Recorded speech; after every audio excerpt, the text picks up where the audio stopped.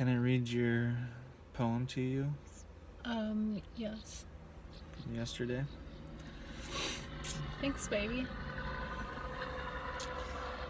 The Limousine was an ancient territory, and its windows peeled down like ladies' eyelids when it scraped to a stop.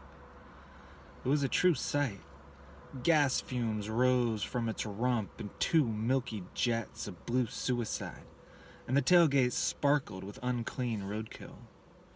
When the witch stepped out, I glimpsed a dozen still sloshing jars of pond water going green on the half seat. She lived in the thing, I'd bet on it. Big towers of colorful junk squeezed the windows, and pizza hung from seat belts by the grease stains. The witch leaned on the hot door. She slapped her sunglasses down into an ocean of dust that moved across the dashboard like a mussel. Her back arched, and great, pillowy breasts seemed to crawl from beneath her swampy dress. Breath escaped her crayon pink smackers.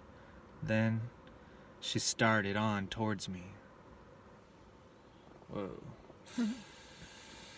Oh, thanks for reading that. Did that happen yesterday? No, I was imagining it as... Well, first, how do you feel like you'd interpret that?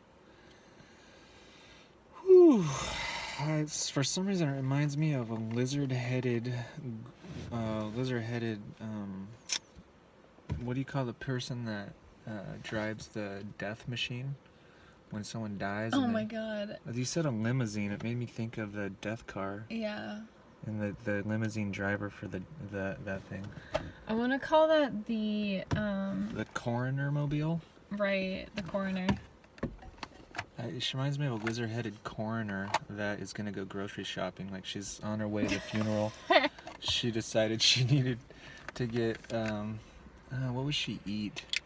I think she'd eat, like... Fly pie? Oh, I think she'd go into the produce section and she'd pull back the old lettuce and she'd lick and cup up with her gooey little fingernails all kinds of slime caught in the crates and the traps and the... You're absolutely right. And then she would take a shower when the produce water came on. But have you ever thought about doing that, by the way? Taking a shower in the produce splash? Uh-huh. Well, yeah. I'm not one of those people who jump back like I just got bit or lightning just hit me. Right. Screaming and yelling. I actually worked in produce. Some people get unbelievably upset. That's why some stores have the thunder sound. So have you seen someone? I've never heard the thunderstorms before, except for the other day. It was so weird. I wish they had lightning with it. The lightning is the water, actually. If you don't get out of the way in time when you... But it's backwards. Well, lightning, the thunder comes and then the lightning zaps you. Yeah. Anyways, what was it about? Wouldn't that be more scary, though, for those people if lightning zapped them and then thunder came? And then clown laughter came on? Yours is better. Well, I was writing about... got very inspired by thinking about an old woman at a waterfall tourist destination getting out of her car. And I mean, I'm sure, I was just thinking about how at tourist spots, I'm sure that the information booth people see the freakiest fucking people that pull up, Do you feel sorry for them? No, not at all. I think it's like a comedy show. You think they enjoy it? I would. Because I got the impression that person was a bit scared that big swampy-titted lizard head witch was about to come for their booth. Mm-hmm. I think that was a little scary to them, but I also think the majority of it was... Would it upset you if I assumed that the booth worker was male? No. Is that sexist, or is that indicative of my cultural programming? I don't think so. I think it is. Okay, but I was writing about a male person. What makes you think it's male, though? Just out of curiosity. Just because I guess I've just been implanted that men do the important work, like amusement park booths. Was it because he was paying attention to her breasts? No, I thought you were paying attention to her breasts. Although, He was too, but doesn't everybody pay attention to breasts? Do you? Well, definitely, but I'm also into girls, so some girls aren't into girls, I guess. If the amusement park was happening in Idaho, where we are now, then doubtless the booth worker would have like at least a 6-shooting pistol holstered on his hip, and Two of he's them. really not. Actually, might be concerned Yeah. if this is a witch-looking thing. Then, at what point do the Idahosters, the Idahodiacs, Idahodians, Yeah. Idadons, Yep. Idadunes. Idadunes. How close? Idahoites. What do you That's think not right. about? What do you think about people just wearing a pistol on their hip at all times? They go to the grocery store and they're just packing heat. Any thoughts on that? It doesn't seem very paranoid given circumstances. Yeah, in Idaho it fits. I mean, I feel like I could literally walk out of the coffee bar and get attacked by a pack of wolves. That's true. You need to have a How gun in big this do you state. think the biggest town in Idaho is? So far, I've seen a population sign well over 200. Yeah. At least. Which, we're camped at the river today, and there's a rock stack here, a beautifully constructed rock stack, like high and delicate. And I'm just absolutely more impressed by that because I feel like that's indicative of like progressive culture.